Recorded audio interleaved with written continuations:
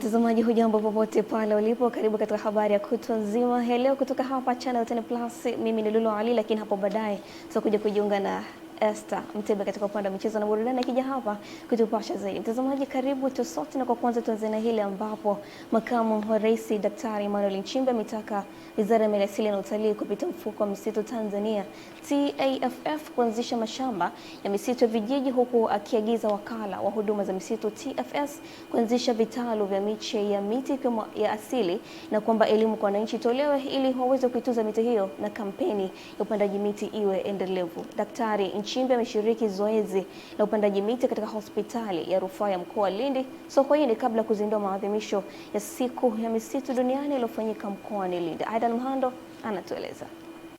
Daktari Kijaji anatoa kauli hiyo mkoani hapa mara baada ya kuongoza zoezi la upandaji miti 1020 pembezoni mwa bahari ya Hindi katika wilaya ya Lindi, ikiwa ni sehemu ya kuelekea katika maadhimisho ya siku ya misitu duniani na kampeni ya upandaji miti kitaifa. Kwa nini tumeamua kuwa na hifadhi hizi za hekta 158,100 ndani ya taifa letu? Mikoko ni miti muhimu sana kwenye uchumi wa taifa letu, lakini uhai wa dunia yetu. Kama ambavyo tunafahamu, mikoko inaweza kufyonza kwa kiwango kikubwa gesi ile ya hewa kukaa, ambayo inatupelekea kuharibu hali ya mazingira na kutuletea mabadiliko ya tabia nchi. Akizungumza katika jukwaa la majadiliano biashara kwa biashara, ikiwa ni sehemu ya kuelekea katika maadhimisho hayo, anawataka wananchi wa mkoa wa Lindi kuendelea kutunza misitu ya mikoko. Pamoja na misitu iliyoko bara, lakini tuna misitu ya mikoko, na sote tunafahamu kwamba mkoa wa Lindi ndio mkoa ambao una eneo kubwa la bahari kuliko mikoa yote ambayo inapakana na bahari. Kwa hiyo tuna kazi kubwa ya kuhifadhi bahari, lakini tuna kazi kubwa ya kuhifadhi maeneo ya misitu yaliyotengwa na vijiji, yaliyopo ya serikali kuu na mengine yote ambayo tunadhani tukihifadhi nayo yatatuhifadhi. Hizi aina za miti ambao zisizojulikana zaweza zikaibua fursa za biashara katika nchi yetu ya Tanzania. Hapa ninajaribu kuzungumza haswa na Wanalindi kwa sababu kuna utafiti ambao tunaufanya, ambao tulichukua baadhi ya miti inayopatikana Lindi kwa ajili ya kwenda kufanya tafiti mbalimbali, kuangalia ubora wake, kuangalia sifa zake, je, zinaweza zikafaa katika utengenezaji wa samani na matumizi mengine ambayo tunahitaji katika nchi yetu. Kutoka mkoani Lindi, Aidan Mhando, Channel 10. Zaidi ya wananchi 800,000 wa wilaya za Handeni, Korogwe, Muheza na Pangani mkoani Tanga watanufaika pindi mradi wa maji wa miji 28 unaotekelezwa kwenye wilaya hizo kwa gharama ya zaidi ya shilingi bilioni 171 utakapokamilika, ambapo kwa sasa mradi huu umefikia asilimia 75.8 ya utekelezaji, hatua ambayo imeweza kuleta matumaini kwa wananchi katika kuondokana na changamoto ya maji inayowakabili kwa muda mrefu. Kutoka Handeni, Ernest Mbezi anaripoti. Akielezea maendeleo ya mradi huo mbele ya viongozi mbalimbali wa chama na serikali waliotembelea na kukagua mradi huo unaotarajiwa kukamilika ifikapo Oktoba 31 mwaka huu, mkurugenzi wa mamlaka ya maji safi na usafi wa mazingira HTM mhandisi Yohana Mgaza amesema tumekamilisha ujenzi wa matenki yote 8. Tunamalizia ujenzi wa kidakio cha maji intake, na hapa tutaona maendeleo ya chujio, lakini pia tunaendelea kujenga na vile vituo vya kusukuma maji vya kwa Matuku na Sindeni, pamoja na bomba lile la kilomita 188 tumeshalaza kilomita 181.5. Aidha, kuhusu uwezo wa mradi huo katika kuhudumia zaidi ya wananchi 800,000 wa wilaya 4 za mkoa huu wa Tanga, mhandisi Mgaza amesema mradi wetu utazalisha milioni 51 ya maji safi na salama ambayo yataenda kutumika kwa wananchi. Kwa kama nilivyosema, mradi huu utahudumia miji ya Handeni, Korogwe, Muheza na Pangani. Na kwa HTM ni maeneo yake yote yale ambayo yalikuwa yanahudumiwa na HTM zamani, kwamba maji yake yote tumeyaweka, ila baadhi ya maeneo miundombinu yake tu ndo haitakuwepo kwenye sehemu ya mradi. Kwa upande wake mwenyekiti wa CCM wilaya Handeni Amiri Changogo, pamoja na mambo mengine, ameeleza kuridhishwa na maendeleo ya mradi huo ambao ni suluhisho la kudumu katika kutatua changamoto ya maji kwa wananchi wa maeneo hayo. Inabidi tuambie wanahandeni na wanatanga na Watanzania, Daktari Samia Suluhu Hassan anafanya kazi kubwa. Wanahandeni tumeteseka kwa muda mrefu sana changamoto ya maji. Sisi wanahandeni na wanatanga wote ambao tunaguswa na mradi huu, kwanza tuchukue mradi huu ni wa kwetu. Pale utakapokamilika tutunze na kuulinda. Kutoka wilayani Handeni mkoani Tanga, mimi ni Ernest Mbezi, Channel 10. Na mtazamaji, kansela wa Ujerumani Friedrich Merz amesema hakuna mpango wa kushawishi unaoonyesha kuwa operation ya Marekani na Israeli dhidi ya Iran itafanikiwa. Merz amesema haya katika hotuba yake mbele ya bunge la Ujerumani Bundestag, akisema Ujerumani haikushauriwa na Marekani kabla kuanza kwa vita hivyo, kwani imepinga kufanyika kwa operation hiyo. Viongozi wa Ulaya wamekataa kuhusishwa moja kwa moja katika operesheni za Israel na Marekani dhidi ya Iran, wakihofia kuzamishwa ndani ya mzozo usiotabirika na ambao malengo yake hayako wazi, na mzozo ambao raia wa mataifa ya Ulaya hawaungi mkono. Taasisi ya moyo ya Jakaya Kikwete JKCI imefungua kambi maalum kwa ajili ya upimaji afya ya moyo na magonjwa mengine yanayoambukizwa katika soko la kimataifa la Kariakoo. Kambi hiyo yenye kauli mbiu isemayo jua namba zako inahusisha upimaji wa pressure, mapigo ya moyo, kiwango cha sukari na mafuta kwenye damu. Faraja Kihongole anatueleza. Akizungumza na waandishi wa habari kwenye kambi hiyo ya siku 3, mkurugenzi mtendaji wa JKCI Dr. Peter Kisenge amesema upimaji huu ambao unafanyika kitaalamu bila malipo ni sehemu ya mpango wa kitaifa wa kupambana na magonjwa yasiyoambukiza ambayo yameonekana kuongezeka kwa kasi na kusababisha vifo kwa wingi. Kwa hiyo taasisi ya moyo imekuja na kauli mbiu ambayo inasema jua namba zako, jua presha yako, jua mafuta yako kwenye damu, jua sukari yako, jua urefu wako. Hata hivyo, Dr. Kisenge amesema tawi la JKCI Kariakoo linakuwa endelevu ili wafanyabiashara na wanunuzi wa ndani na nje ya nchi na wale wote ambao wapo karibu na soko hilo waweze kupata huduma kwa urahisi, na hivyo kufanikisha dhamira ya taasisi ya kuhakikisha wanamfikia kila Mtanzania kwa karibu zaidi.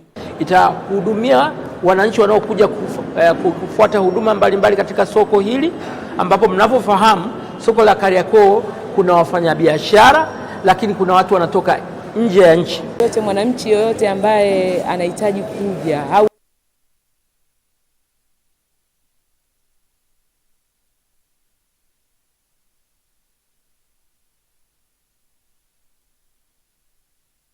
wajajua tangazo hili, naomba ajitokeze. Wanapima vizuri sana, huduma zao ni nzuri sana. Sisi Watanzania wengi hatuna bima ya afya na mara nyingi hatuna utamaduni wa kucheki afya zetu kwa sababu uwezo hatuna na wengi wanaogopa. Kambi hiyo ambayo inamalizika kesho na ambayo inatoa huduma ya vipimo vya afya ya moyo, macho, meno na sukari bure, ndani ya siku moja imewaona watu 226. Kati ya hao 100 wamepata kipimo cha echo na kubainika na matatizo mbalimbali. Mimi ni Faraja Kihongole, Channel 10, Dar es Salaam. Jeshi la polisi kupitia kikosi cha usalama barabarani mkoani Tabora limetoa siku 3 kwa madereva vyombo vya moto mkoani hapo kuhakikisha wanakuwa na leseni halali zinazokidhi vigezo vya kisheria pamoja na kuwa na stika ya utambuzi wa dereva, na kwamba yeyote atakayebainika kukiuka sheria za usafirishaji wa abiria atachukuliwa hatua kali za kisheria. Adela Moses kutoka mkoani Tabora ana taarifa zaidi. Akizungumza mara baada ya kufanyika operesheni maalum ya kutoa elimu juu ya matumizi sahihi ya barabara, mkuu wa kikosi cha usalama barabarani mkoani hapa SSP Peter Magayane amesema serikali imeweka mazingira wezeshi upatikanaji wa elimu ya udereva, hivyo hakuna sababu kwa madereva kutozingatia sheria, kanuni na taratibu za usalama barabarani, huku akitangaza kuanza kwa operesheni endelevu ya ukaguzi kufuatia uwepo kwa baadhi ya madereva kugushi leseni na kuingia barabarani bila kufuata taratibu za usalama. Sasa vyuo vimepatikana, viko hapa, lakini mko hapa, wako wengine hawataki kuvitumia. Yaani kuanzia Jumatatu, kama huna leseni halali ambayo nikiangalia pale italingana na cheti na chuo ulichosoma, nitakushughulikia ipasavyo.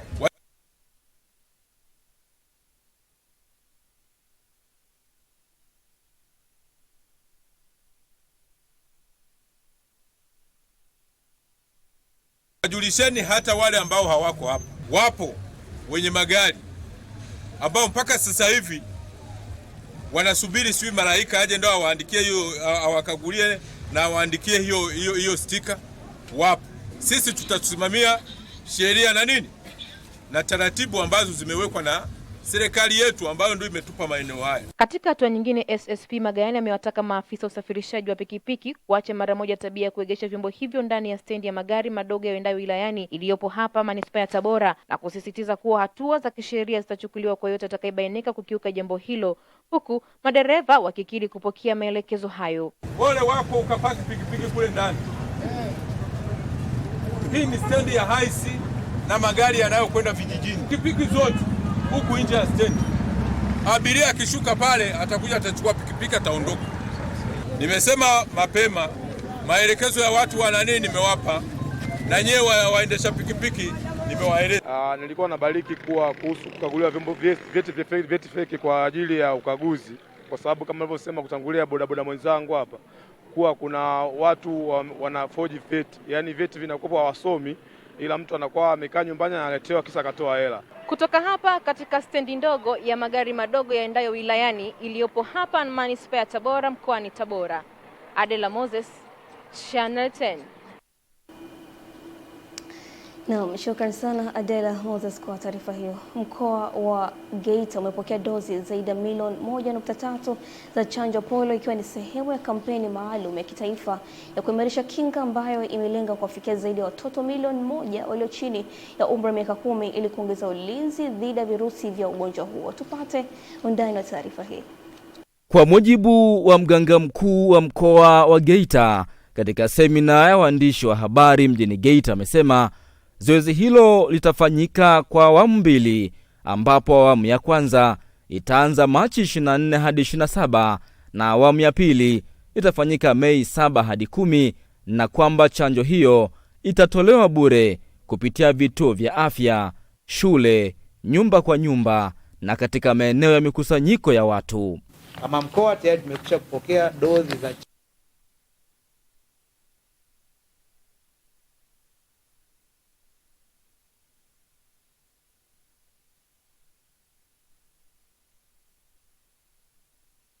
chanjo hizi zaidi ya milioni 1.3. Kwa nataka niwahakikishie tayari tunazo katika vituo vyetu, na kwa lugha hiyo kwa watoto milioni 1,114,918 tuna dozi za ziada za kuweza kuwachanja na kuweza kutosheleza. Leo tunakwenda kutoa chanjo kwa watoto wenye umri wa miaka 10. Hii ni kampeni, tunakwenda kuongeza kinga zaidi.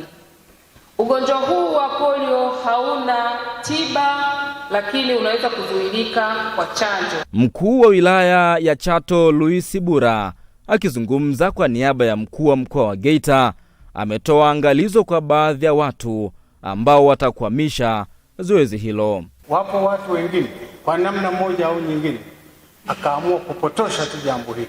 Sasa tumewashirikisheni, mtachukua hatua kuhakikisha kwamba hao watakaofanya hivyo wasifanye hivyo. Tumeanza na vikao vya kuwafundisha ma-CHW wa kila wilaya. Leo tuna kikao na waandishi wa habari, na hii ni platform kubwa sana kwenu kwa ajili ya kusaidia sisi hii taarifa ya polio inomfikia kila mwananchi, kwa sababu kupitia taarifa zetu umma unaenda kuelewa kwamba jambo hili linapaswa kuweza kuzingatiwa ili kuweza kuokoa watoto wasiweze kupata madhara yatokanayo na polio. Kutoka Geita, mimi ni Mrisho Sadik. Mkuu wa sera za kigeni wa Umoja wa Ulaya Kaja Kallas amesema sasa ni wakati wa dharura wa jumuiya hiyo kuonyesha uungwaji wake mkono katika juhudi za Ukraine kwenye vita vyake na Urusi. Kallas amesema jumuiya hiyo inapaswa kuonyesha Ukraine uungaji wake mkono wakati ambapo Rais wa Hungary Viktor Orban anapoendelea kuzuia mkopo unaohitajika sana na serikali ya Kiev kutokana na nchi hizo mbili kuwa kwenye mvutano. Habari zinasema mkutano kilele wa viongozi wa Umoja wa Ulaya utafanyika mjini Brussels. Viongozi viongozi wanatarajia kuidhinisha ufadhili wa euro bilioni 90 ambazo Hungary imesema mwezi Desemba, pamoja na nchi nyingine wanachama Umoja wa Ulaya. Naye Waziri Mkuu wa Japan Sanae Takaichi anatarajiwa kuwa na majadiliano magumu na Rais wa Marekani Donald Trump, ikiwa ni baada ya Takaichi kukataa mwito wa Trump wa kusaidia katika kufungua mlango bahari wa Hormuz. Takaichi, ambaye ndiye waziri mkuu wa kwanza mwanamke wa Japan, anaizuru Marekani wakati ambapo Trump amewashambulia marafiki wa nchi yake barani Asia na Ulaya kwa kukataa kusaidia katika kufungua mlango bahari wa Hormuz ambao Iran imeufunga kama kulipiza kisasi cha kutokana na vita ya Marekani na Israel dhidi yake. Habari zinasema Takaichi aliungwa mkono pakubwa na Trump kuelekea ushindi wake katika uchaguzi wa Japan, ingawa kwa sasa anashindwa kumsikiliza Trump katika wakati ambapo uchumi wa Japan unakabiliwa na athari za vita dhidi ya Iran ambavyo nchi hiyo haijahusika kuvianzisha. Mkuu wa wilaya Kigoma Daktari Rashid Chuachua amesema uwepo wa umeme wa gridi ya taifa mkoani Kigoma umesaidia si tu kuimarisha upatikanaji umeme mkoani humo, bali pia kusukuma mbele kasi maendeleo ya mkoa huo. Taarifa zaidi na Mwajabu Hoza anatueleza. Ametoa kauli hiyo wakati akimwakilisha mkuu wa mkoa wa Kigoma kwenye hafla ya kupokea na kukabidhi magari 5, bajaji 5 na pikipiki 11 kwa mameneja wa TANESCO wa wilaya zote za mkoa wa Kigoma. Daktari Chuachua amesema awali mkoa wa Kigoma ulikuwa na changamoto ya umeme inayotokana na kutounganishwa na gridi ya taifa, lakini kwa sasa changamoto hiyo imebaki kuwa historia. Kwa sasa serikali imekushatoa zaidi ya shilingi bilioni 54 na wakandarasi wako site wanashambulia vijiji takriban na vitongoji takriban 316. Hili ni jambo kubwa sana. Baada ya mzunguko huu, ina maana sasa kila kitongoji kwenye mkoa wetu wa Kigoma kitakuwa kimewaka umeme. Kuimarika kwa sekta ya umeme kwenye eneo letu sasa kuna sukuma mbele kasi ya maendeleo. Kigoma sasa imekuwa eneo salama zaidi pengine kuliko maeneo mengi kwenye swala la uwekezaji. Kaimu meneja TANESCO mkoa wa Kigoma Mhandisi Hassan Nganjau akiongea mara baada ya kukabidhiwa magari, bajaji na pikipiki, amesema vyombo hivyo vya usafiri vitachochea uwajibikaji. Challenge ambayo inaweza ikajitokeza, kwa mfano matatizo mbalimbali ambayo inaweza kujitokeza, yale ya dharura ambayo kimsingi kama hauna vitendea kazi madhubuti, na maana ilikuwa ni ngumu sana kuwafikia wale wateja kwa wakati. Lakini kwa sababu ya hivi vifaa ambavyo leo tumekabidhiwa, naamini kwamba ile changamoto itakuwa imeisha. Wateja wetu wote watapata huduma kwa wakati, tutawafikia kwa wakati na tutawahudumia kwa wakati. Akiongea kwa niaba ya mameneja, kaimu meneja wa TANESCO wilaya Kakonko Meris Mwanga anaishukuru serikali kwa kuwapatia vitendea kazi. Hiki tunamshukuru Mama Samia na serikali kwa ujumla pamoja na shirika la umeme Tanzania kwa kutuwezesha vitendea kazi hivi ambavyo vitatuwezesha kufikia mteja kwa wakati. Mwajabu Hoza, Channel 10, Kigoma. Na mtazamaji, katibu mkuu kiongozi na katibu wa Baraza la Mapinduzi Mhandisi Zena Ahmed Said amewataka waumini wa dini ya Kiislamu kuishi kwa kuendeleza mafunzo na mafundisho walioyapa ndani ya mwezi mtukufu wa Ramadhani. Amesema ndani ya mwezi huu wa Ramadhani waumini wamejifunza kuhurumiana, kusaidiana na kutendeana mema, hivyo ni muhimu mafunzo hayo kuendelezwa hata siku za kawaida baada ya kumalizika Ramadhani. Tupate undani wa taarifa hii. Balozi Mhandisi Zena Ahmed Saidi amezitoa nasaha hizo kwa mgeni rasmi kwenye hafla ya iftari iliyoandaliwa na uongozi wa shirika la bima la taifa NIC. Tuendelee kuwa karibu na Mwenyezi Mungu kwa miezi mingine 11 kwa sababu lengo tunatakiwa tuwe karibu naye wakati wote, kwa sababu yeye ndiye aliyotuumba na yeye ndiyo anatupa kila kitu tulicho nacho. Iftari hiyo iliyoandaliwa mahususi kwa makatibu wakuu, manaibu makatibu wakuu na viongozi wa serikali ya mapinduzi ya Zanzibar. Balozi Zena anataka uwajibikaji kazini kuwa ni sehemu ya ibada. Kila mmoja Mzanzibari na Mtanzania aweze kuishi maisha yaliyokuwa yana staha nzuri, anapata kipato chake, ameelimika, lakini ana uhuru wa kuabudu na kufanya mambo yake bila kubughudhiwa. Mkurugenzi maendeleo ya biashara NIC Waziri Kindamba anasema futari hiyo ni sehemu ya kutekeleza ibada, kujikaribisha kwa Muumba na kuwa karibu na jamii. Lakini pia kwa kufanya kitendo hiki cha iftar tumeamua tuige katika matendo ya ukarimu. Yuko hapa naibu mufti anatufundisha kwamba ukarimu ni kama mti katika miti ya peponi. Shirika la Bima la Taifa NIC ni shirika linalomilikiwa na Jamhuri ya Muungano wa Tanzania. Tunaomba muendelee kulipigania na kulitetea katika ardhi ya Zanzibar kama vile ambavyo tunavyopata pia support kule bara. Juma Kasim, Channel 10 Zanzibar. Na mtazamaji, jamii imekumbushwa kuwa ina wajibu kuwalinda watoto katika kipindi cha sikukuu kwa kuacha kutoka peke yao kwenda viwanjani ili kuwalinda na vitendo vinavyoweza kutokea dhidi yao vya udhalilishaji. Juma Kasim anatueleza.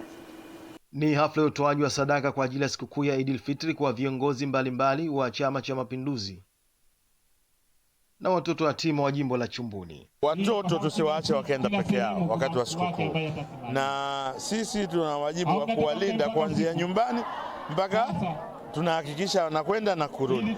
Akizungumza katika hafla hiyo iliyofanyika skuli ya Dr. Salmin Chumbuni, mbunge wa jimbo hilo Usi Salum Pondeza amesema makundi yenye uhitaji yanapaswa kuangaliwa hasa kipindi cha sikukuu. Idi hii hapa ina maana nyingi sana. Kwanza tunasherehekea kumaliza huu mfungo, lakini la pili tunatakiwa sote tuwe wa aina moja. Na siku ile ya Idi ndio maana tukasema tumewapa mchele lakini basmati, sio mapembe. Natakiwa kuanzia kula ule kitu kizuri, uvae vitu vizuri. Ni sunna na unapata thawabu. Kwa hivyo tukasema bora sisi pia tuwashike mkono kwa kutanguliza hivyo vitu ambavyo vinatakiwa. Mwakilishi wa jimbo la Chumbuni naye Makame Muhammad Sufiani bado anaelezea umuhimu wa jamii kuangalia makundi yenye uhitaji na kuwataka wenye uwezo kuwasaidia wasio nacho. Rais wetu wa Zanzibar na mwenyekiti wa Baraza la Mapinduzi amekuwa akisisitiza jambo hili siku zote tulifanye, lakini na sisi kwa sababu tu tunajua ni waumini wa dini ya Kiislamu, tumefunga, tunahitaji fadhila za Mwenyezi Mungu, tunahitaji fadhila za mwezi mtukufu wa Ramadhani, lakini pia tunahitaji kupata shukurani kwa wananchi wetu wa jimbo la Chumbuni. Ndiyo maana nayo pia tumeamua tuyafanye haya ili yote hayo tuweze kuyapata. Viongozi wa Chama cha Mapinduzi pamoja na wananchi wakaelezea furaha alionayo baada ya msaada huo. Anaipata pia ile sadaka, wanapaswa kushukuru kwa sababu kapata neema kutoka kwa yule mtoaji. Alafu kwa maana hiyo ndio mfumo wa maisha duniani ulivyo. Kwa hivyo na kujisikia vyema kwa kupata sadaka hiyo mimi na wenzangu. Japokuwa ni kawaida yake kwa kila mwaka na kila Ramadhani. Kwa maana hiyo tumefurahi sana kama sisi wananchi.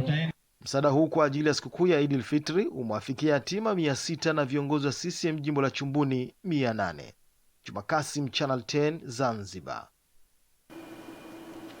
Na mtazamaji, taarifa yake hiyo Juma Kasim kutoka Zanzibar ndio inaitupa wasawa kwenda kupata mapumziko mafupi. Tukirejea tunakuja kuendelea mbele zaidi katika upande wa habari za biashara na uchumi. Mimi ni Lulu Ali na hii ni Channel 10 Plus. Endelea kusalia nasi.